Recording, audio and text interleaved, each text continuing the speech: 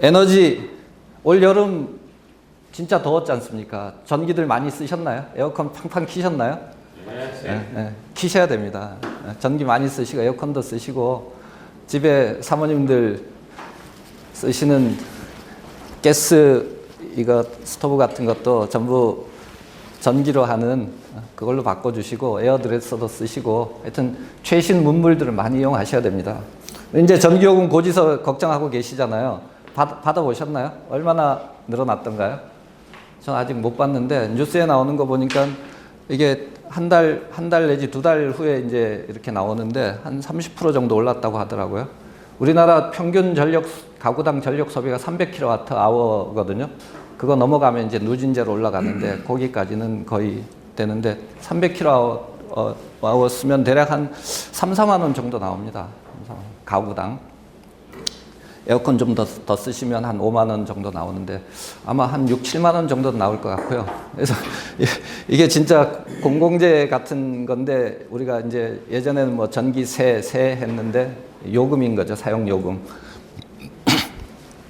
세계적으로는 지금 왜 지금 에너지에 대해서 이렇게 관심을 갖고 있는지 새로운 에너지원으로 가야 되는지 궁금해하는 게 지금 어제 오늘 얘기는 아니고 뭐 소위 말해서 이제 에너지 패권 시대라고 얘기를 해서 에너지를 가지고 있어야지 뭐 나라의 위상이 달라진다 그런 건 뭐 누구나 이제 다 알고 있는 얘기고 이런 부분에 대해서 고민은 우리 같은 사람뿐만 아니라 세계적으로 지금 소위 말해서 성공한 사람들도 다 고민을 하고 있더라고요.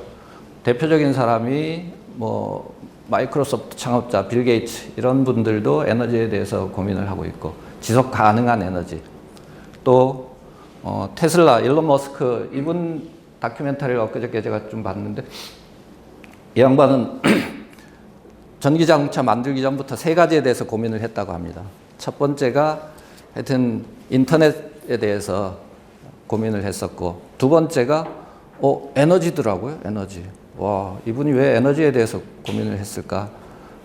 그 다음에 이분은 이제 지구 밖에 있는 그 우주에 대해서 했는데, 그분도 에너지에 대해서 고민을 하고 있고요. 그래서 그런 분들이 다 같이 고민을 하고 있는데 문제는 이제 이것도 마찬가지로 강대국 논리에 의해서 에너지가 집중적으로 이제 편중되고 있다는 그런 얘기고요. 에너지 수요입니다. 수요는 선진국으로 갈수록 에너지 수요는 거의 이제 포화 상태라서 더 이상 안 쓰고 거의 이제 뭐 유지되거나 오히려 감소되는 수준이고요. 개발되고 있는 나라들은 에너지 소비가 계속 늘어나고 있습니다. 중국 비롯해서 인도, 아프리카 등등 늘어나고 있고요. 우리나라는 OECD 국가 중에 전력 소비가 높은 편이라고 합니다. 가정용 전력 소비량은 높지 않으나 산업용은 높다. 수출 산업이기 때문에 그렇습니다. 기후변화라는 얘기를 가지고 이제 에너지를 끌고 오거든요. 기후변화, 뭐 지구 온도가 올라가면서 남극의 빙하가 녹고 있고 해수면이 올라가고 있고 이러다가 종말의 시대가 오는 거 아니냐 뭐 이런 얘기들인데 뭐 이게 그 전문가들 의견이 좀 이렇게 다르더라고요. 마이크로한 측면 지구 역사를 놓고 봤을 때 50억 년의 역사를 놓고 봤을 때 현재 시점에서 마이크로하게 보면 위기일 수 있다. 그런데 매크로하게 보면 이것도 지나가는 과정 중에 하나다라고 낙관론을 갖고 계신 분도 있는데 어쨌거나 현재 입장에서 볼 때 그대로 내버려 두면 지구 온도는 계속 올라갈 수밖에 없다. 그래서 어떤 특단의 조치가 필요해서 온도를 낮출 필요가 있다는 게 이런 지금 얘기를 하고 있는 출발점이 되겠습니다. 그래서 우리나라도 예외로 올 수 없으니까 탄소 중립 시나리오를 만들고 있습니다. 2018년 기준으로 해서 이때보다 감축을 시켜 나가자는 게 목표인데 2050년도에 화력 발전을 전면 중단하는 시나리오, 화력 발전을 중단할 수 없으니 화력 발전을 쓰더라도 화력 발전을 통해서 나오는 탄소 배출을 다시 포집해서 그걸 이용하거나 활용하거나 하는 그런 2가지 시나리오를 가지고 있는데 어쨌거나 이걸 안 하게 되면 국제사회에서 왕따를 당하니 할 수밖에 없다는 이런 논리인데 그런데 좀 의아한 게 여기에도 또 이제 강자의 논리가 작용해서 미국도 별로 뭐 그렇게 적극적이진 않아요, 사실. 그리고 뭐 중국은 뭐 돈케어고 그런 입장에서 하여튼 우리나라는 열심히 쫓아가고 있습니다. 탄소 중립 시나리오,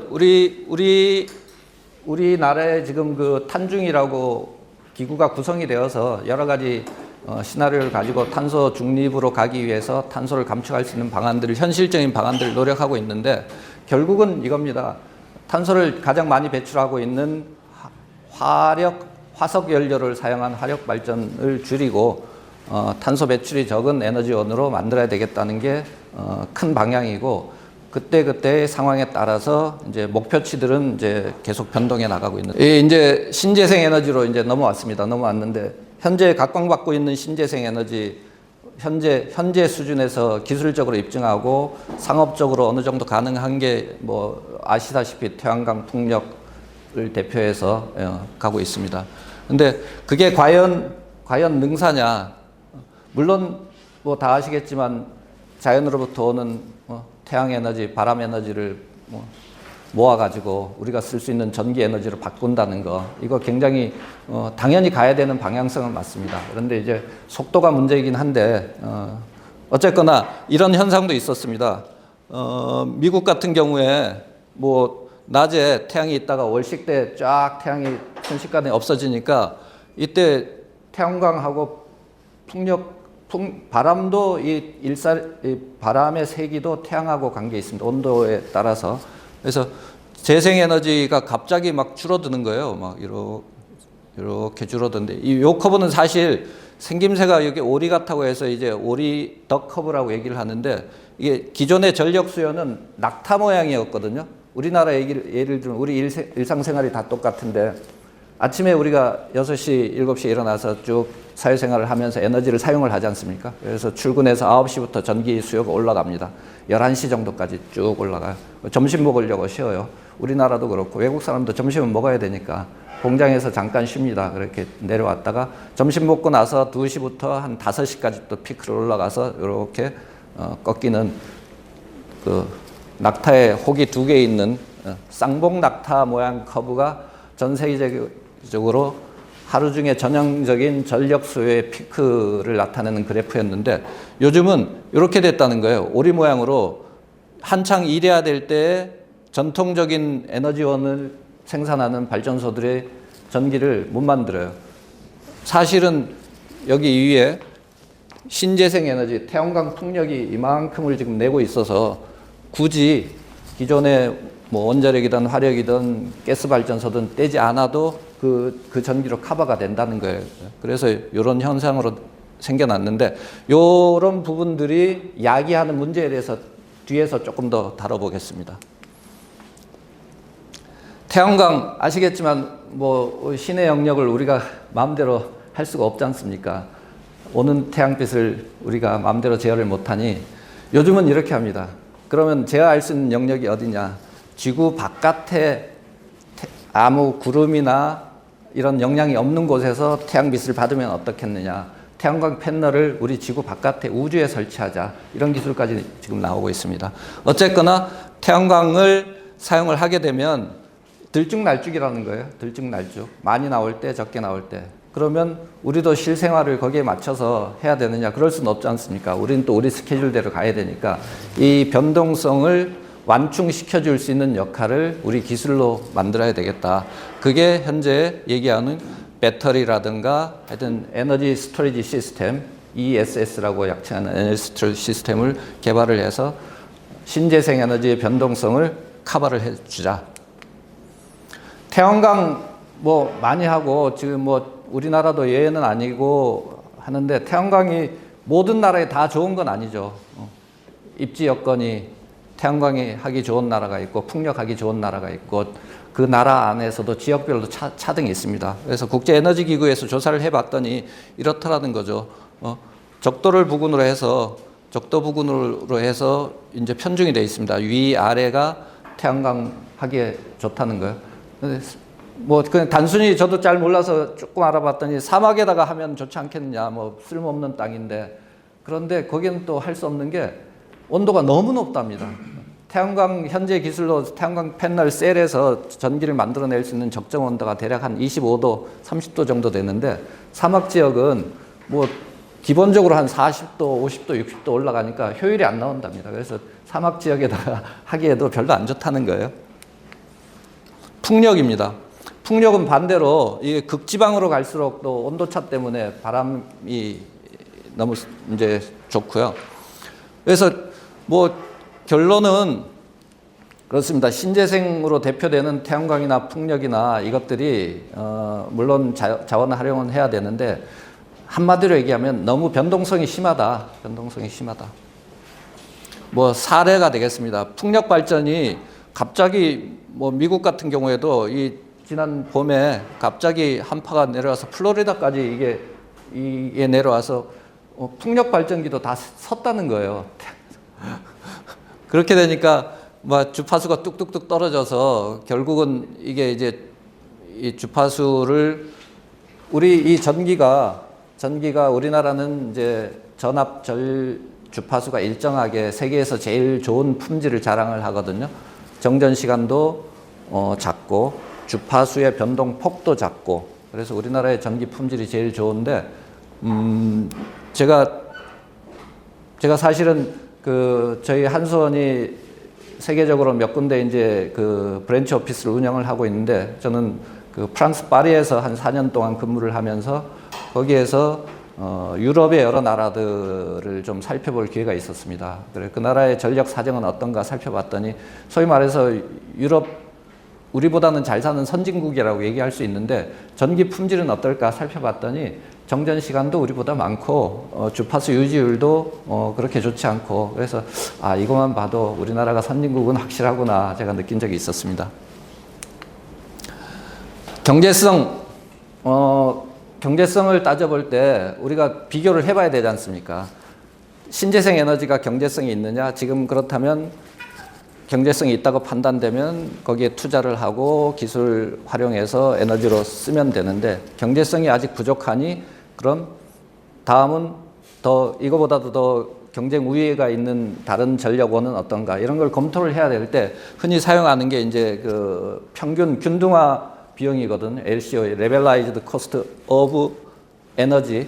근데 요 뒤에 들어가게 되면 뭐 여러 가지가 많이 들어갑니다. 그래서 이건 뭐냐 하면 현재 현가하고 어떤 발전 설비를 설치해 놓고 40년, 60년, 100년을 운영할 때 총 들어가는 비용을 다 합해서 현재 상태에서 비교를 해야지 단순히 현재 들어간 돈만 가지고 하게 되면 오류가 생길 수 있다. 이런 개념에서 출발해서 에너지를 놓고 봤을 때 뭐 원자력이 좋으냐, 신재생이 좋으냐, 화력이 좋으냐, 뭐 가스 발전이 좋으냐 이걸 검토할 때는 항상 이 LCOE 이걸 적용을 합니다. 이건 우리나라에서만 만든 게 아니라 국제적으로 통용되는 이제 개념이고요. 그렇게 현재 봤을 때 여기에 나와 있는데 예를 들면 이제 뭐 지금 여기 있는 기술은 상용화되어 있는 기술들입니다. 그런데 태양광이 대략 한 100원 정도라고 하면 가스터빈이 뭐 한 80원, 80원 되고 원자력이 한 50원 정도 되고 신재생 중에서도 제일 현재까지는 기술 상업화가 덜 돼 있는 부분이 해상풍력입니다. 해상풍력. 풍력 이용하는데 육상풍력도 좋지만 해상풍력이 바람의 질도 좋고 이용할 수 있는 자원은 더 많다고 보고 있는데 기본 투자비, 건설 비용이 많이 들어가기 때문에 이렇게 높게 나타나고 있고요. 미국에서도 뭐 비슷합니다.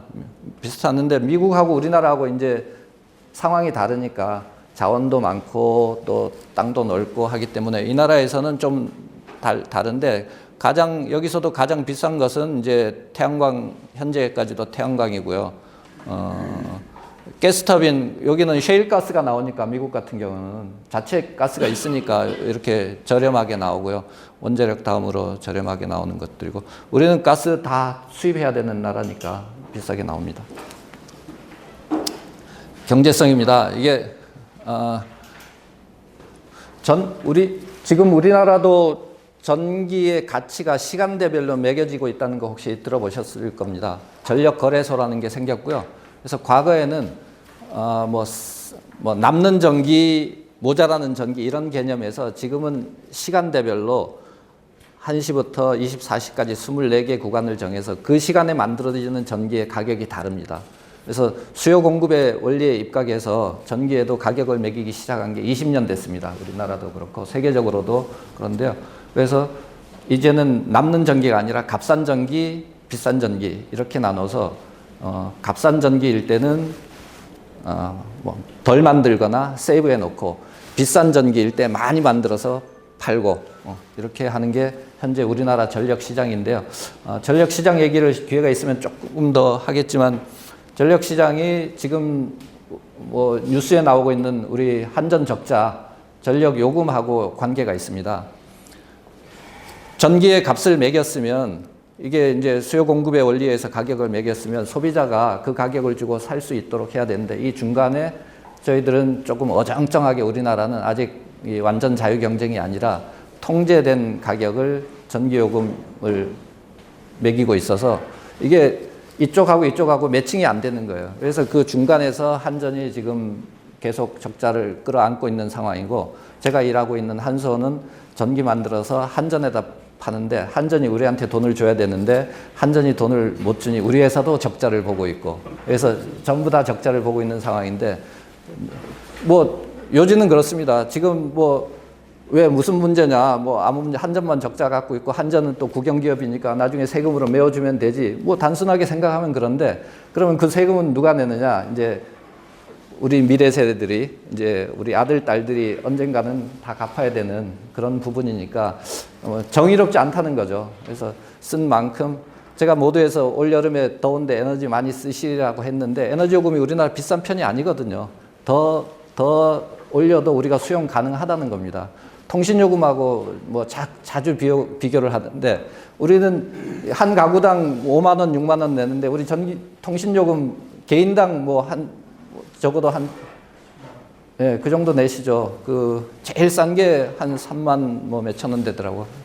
3인 가구 해도 적어도 10만 원 이상 되는데, 그로부터 얻는 편익이 얼마나 더 큰지를 우리가 이제 실생활을 느껴보면 전기요금, 에너지요금이 그렇게 비싼 건 아니다. 우리가 조금이라도 이제 올라갈 수 있다. 근데 뒤에 이제 세계 상황을 좀 살펴보면 전기요금을 바로 소비자 요금으로 이제 전가했던 많은 나라들이 있습니다. 미국을 비롯한 이제 자유세계에서는 이제 많이 하는데, 우크라이나 전쟁 때문에 에너지 가격이 이제 가스 가격부터 올라가기 시작했고, 그로 인해서 여러 가지 이제 전기요금이 올라가는데, 대표적인 나라가 이제 탈원전을 선택한 독일이거든요. 독일은 원자력도 많이 했었어요. 과거에 한 뭐 30여 개 하다가 지금은 이제 더 이상 안 하기로 했는데, 그렇게 하기 위해서는 이제 그 전 국민들한테 의사를 이제 물어보고 결정을 해서 그렇게 갔던 것이거든요.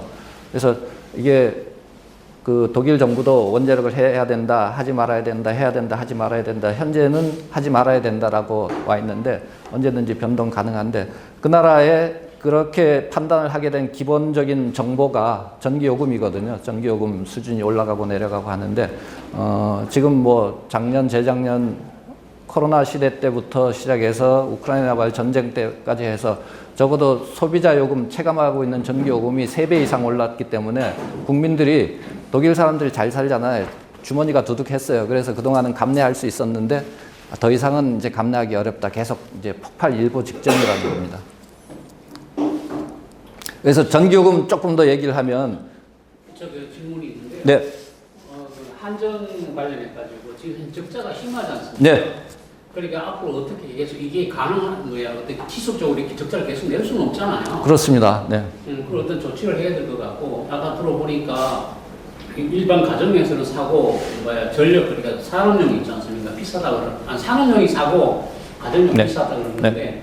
그러면 아까 같이 전기요금을 올리게 되면 네. 결론적으로는 기업들이 부담이 커져서, 네. 결론적으로는 우리 제조업이 많은데 제조업들은 이렇게 국가 경쟁력이 떨어지잖아요. 네. 그러면 이걸 해결할 수 있는 방안은 어떤 거라고 생각하십니까?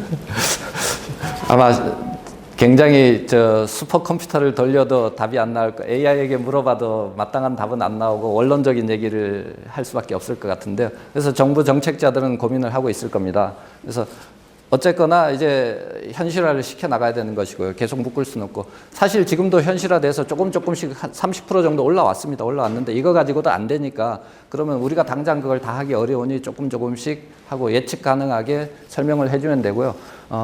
제가 프랑스에서 근무할 때 사례인데요. 그래서 프랑스도 그랬습니다.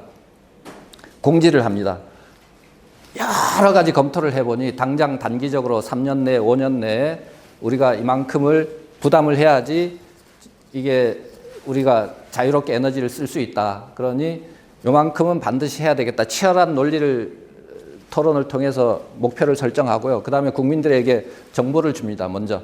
그래서 당장 올해 안에 전기요금 올려야 될 수준이 15%입니다. 이래야지만 우리가 전기를 자유스럽게 쓸 수 있습니다. 그런데 15%를 바로 올리게 되면 어려우니 순차적으로 하겠습니다. 이번 분기에 1.5%, 다음 분기에 1.5% 해서 올해 안에 대략 한 5, 6% 정도 올리고 그렇게 해서 한 3년 동안 올려가겠습니다. 이렇게 정보를 주거든요. 그렇게 되면 이제 여러 가지 이제 시그널들이 이제 뭐 예를 들면 기술 발전을 시켜야 될 때는 에너지 저감 장치 하는 사람들한테 시그널이 들어가고 또 소비자들에게는 전기 비싸진다고 하니까 조금 더 줄여야 되겠네. 뭐 이런 시그널을 정확하게 줄 수 있다는 거죠. 그런 방향으로 가야 되는데 우리는 정확한 시그널을 우리에게 안 주니 당장 뭐 전기요금 싼데 뭐 어때 뭐 쓰지 그러면 이제 결국은 부담스럽다는 거죠. 그래서 원론적인 말씀밖에 이건 시간 플러스 지혜를 모아서 해야 되고 근데 어쨌거나 공짜 점심은 없다는 거 아니겠습니까? 그래서 정당하게 부담을 해가면서 써야 되지 않느냐 이렇게 말씀드리고요. 문제는 이제 이 전기요금인데 신재생 에너지가 경제성이 있냐 없냐를 따지기 전에 우리나라 전력 산업에서 신재생 에너지에 대해서 교차 보조라는 얘기 들었을 겁니다. 예를 들면 뭐 이쪽 부분에서 수익이 남으면 여기에다가 서로 이렇게 보조를 해주는 그런 셈인데 신재생 에너지에 보조금이 많이 들어가고요.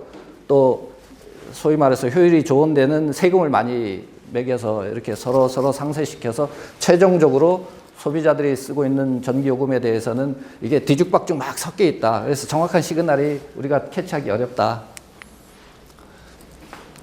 태양광 얘기 좀 해보겠습니다. 이게 급증하는 태양광 설비, 이게 뉴스에 나왔던 얘기인데요. 26기가 설비 용량 기준입니다. 태양광의 이용률이 얼마나 나올 것 같아요? 태양광 설치하면 24시간 내내 전기 못 만들지 않습니까? 태양이 있을 때만 나오는데요. 그럼 낮 시간대에 태양이 있으면 일반적으로 우리가 뭐 한 8시간 낮이라고 생각을 하면 뭐 작게 잡아서 그럼 그 8시간 낮 중에서도 태양이 좋을 때 구름이 없을 때 그래서 태양광 설치할 때 기본적으로 15%의 이용률을 가정을 합니다. 100이라는 돈을 들여서 15원만 나와도 좋다라고 가정을 하는 거예요. 그래서 15%만 나오면 사업 타당성이 있다고 생각을 하고 거기에서 가는데 실제 운영되고 있는 데 가보면 여러 가지 또 변수들이 많습니다. 그래서 태양광 실제 이용률은 한 10%에서 12% 정도 그렇게 얘기를 하고 있습니다. 그런데 설비 용량으로 26기가와트를 가지고 있는데 요전에 이건 상식인데요. 우리나라의 최대 피크 수요가 어느 정도 된다고 생각하세요? 100기가와트 시대에 들어갔다. 100기가와트, 1기가와트가 우리 1000메가와트인데요. 원자력 발전소, 한국 표준형 원자력 발전소 한 개가 생산해내는 전기가 1메가와트입니다. 1메가와트. 그렇게 단순 비교하면 우리나라에 원자력 발전소 100개가 있어야지 우리 전기를 근데 이번 여름에 피크 수요가 96기가와트 그 정도 대략 얼추 잡아서 100기가와트인데 코로나 접어든 3년 동안 이 수요가 피크 수요가 안 올라갔어요. 대략 92, 93, 94, 95 요 언저리에서 한 3, 4년 지금 가고 있거든요. 많이 억제돼 있는데 지금 이제 포스트 코로나 시대에 가게 되면 뭐 이제 100기가와트를 초과할 것 같고요. 그럼 100기가와트라는 피크를 만들려면 수요가 우리가 기존에 깔아놓고 있어야 되는 설비가 한 140기가와트는 돼야 됩니다. 현재 우리나라 설비 용량 기준 140기가와트거든요. 140기가와트가 한여름의 피크 시간에 다 가동을 할 수 있느냐 이건 또 현실적으로 안 되거든요. 고장 정지 있을 수 있고 또 오버홀이라고 해서 설비 개선해야 될 뭐 교체도 해야 되고 연료도 바꿔야 되고 뭐 하는데 거기서 빠져나가는 게 대략 한 20기가와트 정도 빠지고요. 실제 100기가와트 여름철 피크 기간에 할 수 있는 게 한 120 기가와트 설비가 대기하고 있다가 100기가와트를 커버합니다. 그래서 이용 남는 예비율, 우리가 공급 예비율 하는데 한 20% 하계 피크 기간은 그 정도 하고요. 통상적으로 그것도 좀 과한 수준인데 과거에 이제 이것도 예비율이 높니 남니 낮지 가지고 국회에서 또 논란들이 많았습니다. 많으면 많다고 뭐라고 하고 작으면 걱정된다고 뭐라고 하고 그래서 이 최적화하는 과정들이 굉장히 어렵습니다. 자, 태양광이 이런 상태고요. 이러다 보니까 어느 순간에는 얘가 너무 많이 전기를 만들어서 기존의 다른 전기들은 안 만들어도 돼요. 원가가 안 들어간다고 얘기를 하지 않습니까? 이거 버릴 수 없잖아요. 그래서 우리나라는 얘네가 만드는 전기는 신재생에서 만드는 전기는 그 한전에서 우선적으로 사주도록 되어 있어요. 우선적으로. 그래서 이것도 태양광이나 신재생도 이제 사이즈가 있는데 1메가와트 이상 되게 되면 급전이 가능해요. 급전 우리 전력거래소에서 야 전기 필요하니까 빨리 출력 올려 또는 남으니까 꺼 이렇게 급전을 할 수가 있는데 1메가와트 미만의 작은 설비들은 그것은 급전을 할 수가 없어요. 자기 마음대로요. 근데 그렇게 작은 것들이 개통에 너무 많이 들어와 가지고 지금 전력거래소 우리나라 전력을 운영하고 있는 전력거래소가 너무너무 힘들답니다. 작은 놈들이 많이 들어와서 자기 마음대로 하는 거예요. 통제가 안 돼. 말을 안 들어. 그래서 실제 올 봄에 원자력 발전소까지 그러니까 가스 발전소 다 끄고 석탄 발전소 다 끄고 원자력도 출력을 낮추는 현상까지 생겼어요. 왜? 신재생이 갑자기 너무 폭증해 가지고 봄, 가을이 제일 좋습니다. 우리나라에 신재생 전기 많이 만들 때는. 자, 환경 변화. 말은 사실 탄소 중립, 탄소 얘기를 하고 있는데 에너지 안보입니다. 저희들은 그렇게 보고 있고요. 안보가 가장 중요하다고. 소위 말해서 세계적으로 힘 있는 깡패들이 이런 걸 포장해서 탄소 중립이라는 얘기를 포장해서 자기 나라의 에너지 안보를 세워서 패권을 계속 유지하겠다. 이런 논리라고 이해를 하면 이 큰 흐름이 보일 겁니다. 아시겠지만 뭐 에너지 위기 하는데 앞서 사례는 이제 미국 사례였고요.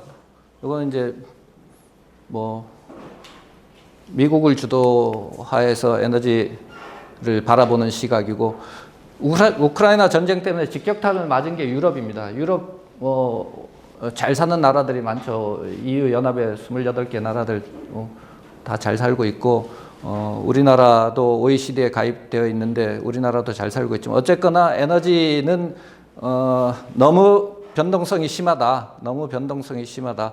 이게 뭐 국가별로는 뭐 그래서 이런 에너지 변동성에 대응하고자 뭐 여러 가지 그 대책들이 나왔습니다. 그 특별한 보조금들 주고 전기요금도 할인도 하고 뭐 앞으로도 계속 보조금을 지급하겠다. 이런데 이건 이제 단기적인 대책이고요. 장기적인 대책은 에너지 안보 측면에서 자기네들이 이런 외란에 흔들리지 않는 그런 공급망을 갖춰야 된다는 게 각국의 공통적인 생각입니다. 자, 이런 흐름들을 관통하는 데 있어서 항상 빠지지 않는 게 원자력입니다. 원자력 에너지를 과연 어떻게 취급해야 되느냐. 유럽에서는 그 텍소노미라는 얘기를 들어보셨을 겁니다. 우리나라도 이제 텍소노미에 대해서 얘기를 하고 있는데 소위 말해서 돈 가진 사람들이 어디 투자를 해야 되는데 앞으로는 CO2 많이 나오는 산업에는 투자를 안 하겠습니다. 그래서 시그널을 준 겁니다. 그래서 거기에 대응해서 앞으로 행동들 하세요. CO2 많이 안 나오는 전원 개발하면 저희들이 거기다 투자하겠습니다. 이게 이제 결국은 텍소노미에 연관이 되어 있는데 원자력을 미국도 그러하고 유럽도 그러하고 우리나라도 그러하고 그린 에너지로 이제 포함을 시켰어요. 왜? 탄소가 안 나오니까. 포함을 시켰는데 원자력의 안전성이라든가 경제성에 대해서는 차치하고라도 일단 탄소 관점에서 봤을 때 그린 에너지에 포함이 돼 있어서 그게 세계적으로 다 지금 관통하고 있는 원자력을 주축에 놓고 하겠다는 흐름이고요. 프랑스 같은 경우에도 원자력을 뭐 사실 원자력 대국이 미국입니다. 미국. 현재 약 100개 정도 정확히 95개 원자력 발전소를 지난 50년대부터 현재까지 운영을 하고 있고요. 앞으로도 계속 할 거고 그 다음으로 많이 하고 있는 나라가 프랑스입니다. 프랑스가 현재 한 55개 원자력 발전소 운영하고 있는데 전체 프랑스가 쓰고 있는 전기의 대략 한 70% 이상을 원자력에서 나오는 전기를 하고 있는 대국인데, 그래서 원자력은 이 프랑스에서 뗄 수 없는 부분이라서 대통령도 적극적으로 지시를 하고 있고요. 여담인데 마크롱 대통령 당선될 때 문재인 대통령이 당선이 됐습니다. 두 사람 다 선거 운동하면서 앞으로 원자력 안 해, 이렇게 두 사람 다 했었거든요. 그래서 두 분이 당선이 됐는데 그 다음 행보가 아주 달랐어요. 문재인 대통령님은 뱉은 말은 내가 책임져 하고 이제 원자력 발전소 문 닫기 시작하는 정책을, 소위 말해서 탈원전 정책을 시작하고 고리 1호기 폐쇄시키고 월성 1호기 정지시키고 또 건설 못하게 하고 이렇게 했고요. 마크롱 대통령은 당선되고 나서 이제 현상을 살펴보니 내가 조금 잘못한 것 같으네. 전문가들 의견 들어보니까 우리는 원자력 안 할 수가 없네 하고 수정을 합니다. 자기 포지션을 수정을 해서 스테이, 미래 세대에 가서 결정하고 지금 상태에서는 원자력을 더 확대는 안 하고 더 감축은 안 하지만 현상은 유지를 하겠습니다. 수정을 합니다. 정치가들의 다른 면모를 본 기회가 됐고요. 독일은 완전히 이제 안 했습니다. 그런데 독일은 지금 뭐 여러 가지 신문에서 나오는데 이런 표현을 했더라고요. 뭐 돌아온 병자, 허약한 체질로 바뀌어서 유럽의 골칫거리가 되고 있다. 독일을 그렇게 표현을 하고 있습니다. 이유는 에너지 부분 때문에 그렇습니다. 제가 지난 가을에 우리 한국에서 그 국제 워크숍이 열렸는데 프랑스 친구도 오고 폴란드 친구도 오고 독일 친구도 오고 스페인 친구도 오고 해서 제가 알고 지내던 사람들 저기 간포 앞바다에 데려가서 횟집에 데려가서 이 회를 사주면서 물어봤습니다. 야, 그게 이제 가을이었거든요. 야, 우크라이나 전쟁 그 다음에 해서 다들 어려운데 어떠냐? 니네 나라는 어떠냐? 우리나라는 전기요금이 지금 묶여져 있어서 소비자요금 변동이 없는데 했더니 프랑스에서부터 전화기에서 자기네 집 전기요금 영수증을 보여주면서 우리는 2배가 올랐어, 3배가 올랐어 죽겠어 했는데 제일 앞고는 뭐냐면 독일에서 온 친구, 베를린에 살고 있는 친구인데요. 자기는 지난주에 가서 올 겨울에 집에 난방을 할 화목 보일러를 집에 사놨다. 그 얘기를 하는 거예요. 우드 펠렛을 사용한 화목 보일러를 집에서 올 겨울에 쓰기 위해서 샀다는 그 얘기를 해줄 때 다 웃었습니다. 그게 독일의 현실입니다. 독일 부존 자원 많습니다. 독일 대표적인 에너지원이 석탄, 노천탕입니다. 그냥 긁어내서 쓰는 그 탄이 무수히 많고요. 또 독일이 땅덩어리가 넓어요. 위로는 그 북쪽으로 북해에 붙어 있고요. 아래쪽으로는 알프스까지 내려와 있는 데인데 북해 쪽은 바람이 너무 좋습니다. 그래서 신재생을 하기가 너무 좋아요. 풍력 발전소가 다 독일 북쪽에 붙어 있고요. 태양광 좋아요. 태양광 좋아서 아까 그 지도상에도 있는데 이 독일 남부 지역은 태양광 발전소가 쫙 깔려 있어요. 그래서 독일 여행하시다가 보면 바람개비 진짜 많이 돌아가고 판넬 많이 깔려 있고 신재생하기 진짜 좋은 나라거든요.